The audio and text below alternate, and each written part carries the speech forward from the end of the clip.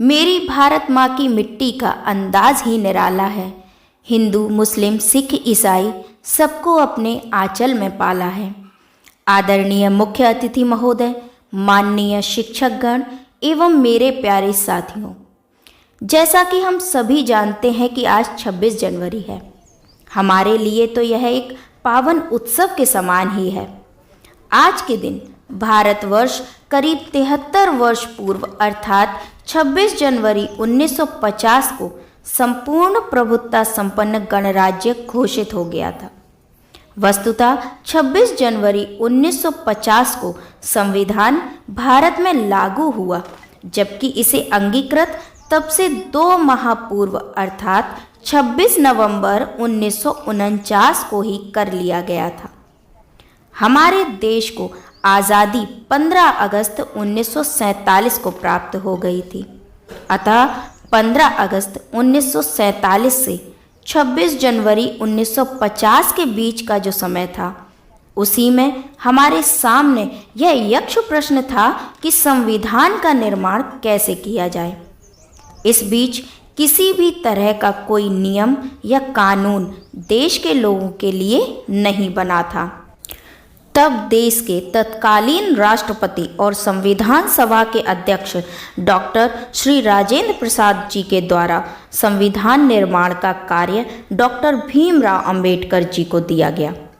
अंबेडकर जी के नेतृत्व में स्थापित समिति के द्वारा 2 साल 11 महीने 8 दिन में भारत के संविधान का मसौदा तैयार किया गया। हमारे देश का यह संविधान पूरे विश्व में सबसे बड़ा लिखित संविधान है, जिसमें पहले 395 अनुच्छेद, 8 अनुसूचियां और 22 भाग थे, जो वर्तमान में बढ़कर 448 अनुच्छेद, 12 अनुसूचियां और 25 भाग हो गए हैं।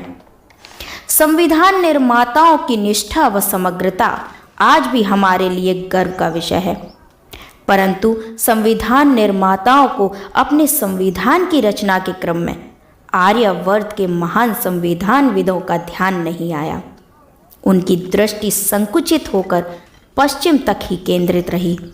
उन्हें अमेरिका, ब्रिटेन, फ्रांस, जर्मन, रूस सब नजर आ गए, लेकिन उन्हें राम राज्य, कौटिल्य और विक्रमादित्य कहीं भी नजर नहीं आए। आज आपराधिक पृष्ठभूमि वाले संविधान की आड़ में न केवल ऐश कर रहे हैं, बल्कि हमारे भाग्य विधाता भी बने हुए हैं।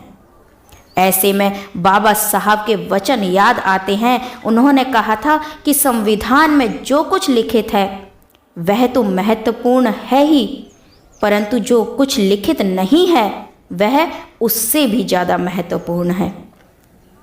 यह बातें भ्रम पैदा करती हैं, पर इसके मर्म को समझना होगा।